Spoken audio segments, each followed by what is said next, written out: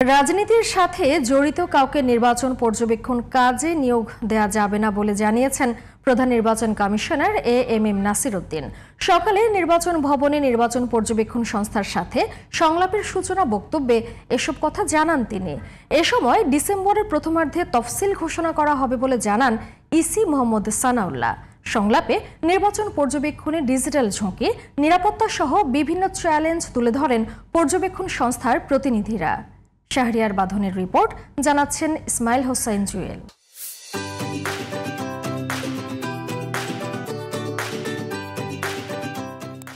ত্রয়োদশ জাতীয় সংসদ নির্বাচন সামনে রেখে ৮১টি দেশি নির্বাচন পর্যবেক্ষণ সংস্থার সঙ্গে মঙ্গলবার সংলাপে বসে নির্বাচন কমিশন।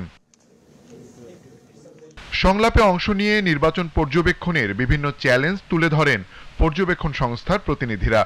পাশাপাশি বিগত সময়ের নির্বাচনের বিভিন্ন কর্মকাণ্ডেরও সমালোচনা করেন তারা। নির্বাচন কমিশন বলেছেন যে আমাদেরকে ওনার নির্বাচন কমিশনের চোখ হিসেবে দেখতে চান। আমরা বলেছি যদি চোখ হিসেবে দেখতে হয় তাহলে প্রথমে নির্বাচন কমিশনকে স্বচ্ছতা জবাবদিহিমূলক প্রতিষ্ঠান হিসেবে গঠন করতে হবে।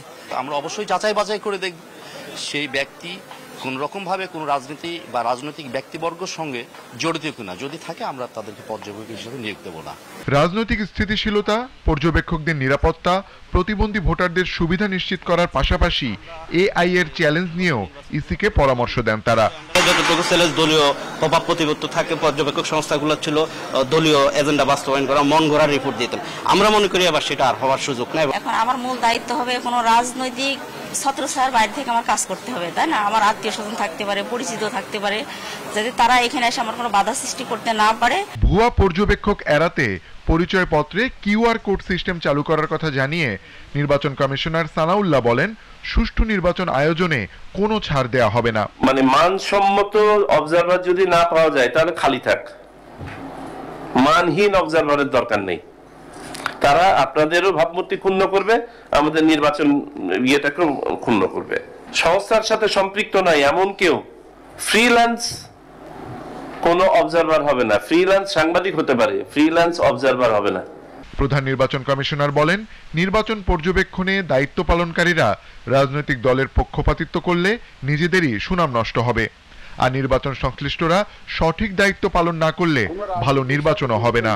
কোন পার্টির সাথে জড়িত এবং মিছিল মিটিং এ গিয়েছে বা জড়িত আছে, কোন পার্টির সাথে লিঙ্ক আছে, এরকম কাউকে দয়া করে নিয়োগ দিবেন না। এবং আপনাদের লোকজনরা যাতে কোনো দলীয় প্রচারণায় যাতে না যায়, ওরা কোনো ভোটে ইনফ্লুয়েন্স না করে, কোনো ভোটারকে বলুন এই মার্কায় ভোট দাও, ওই মার্কায় ভোট দাও, এগুলো যাতে না করে।